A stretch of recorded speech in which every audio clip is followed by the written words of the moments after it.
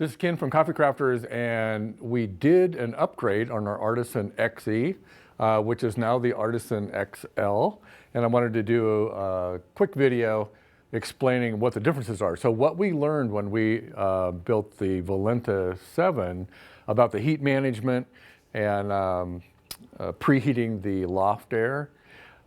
We were looking at our roaster body as we're assembling it, and we're going, you know, we can do the same thing to that. And so we decided to do some different things. And so the key features of that is by preheating the air. So what we did is we redesigned the body, and I'm also going to do a video when I get back from vacation in a few weeks on how to do the same upgrade. If you have an Artisan X-e and you're really industrious and you want to boost it to a 12-pound machine from a 10, you can do this. Basically, we used to take the intake air through the electrical void to cool the electronics.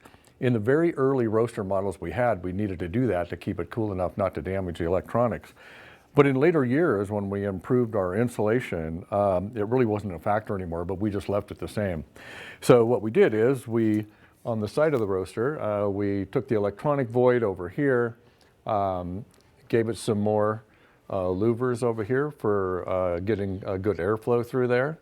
And so we were able to heat our intake air up to 95 degrees. So we played with the intake air on the other side of the roaster over here where it goes in the heat chamber. We played with the intake air opening until it stabilized at about 95 degrees because we didn't want to take it over 110 degrees because of the electric loft motor was only rated like at 110, 120 degrees. So we wanted to keep it in the safe zone.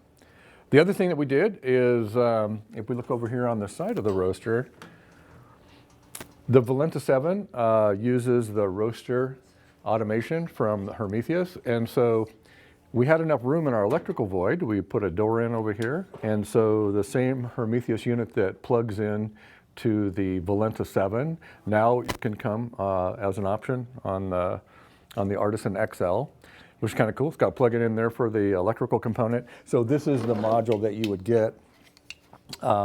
This one was made specifically for the Valenta, but it's almost the same looking module that would go in. So to use the automation, you just unplug the thermometer from the hopper, plug it into the Hermetheus unit. Power supply goes in there, takes a minute to hook it up, and then hook it to your computer, and you're ready to go. Because we got the load capacity up to 12 pounds, we redid the chaff guard. So the chaff guard on the Artisan X-e went all the way down to here, the opening. We moved it up because we practice lofting 12-pound loads or roasting 12-pound loads. And by moving it up a couple of inches, it kept that out of the bean bed so the beans weren't flying out the window. So that was one of the other updates that we did.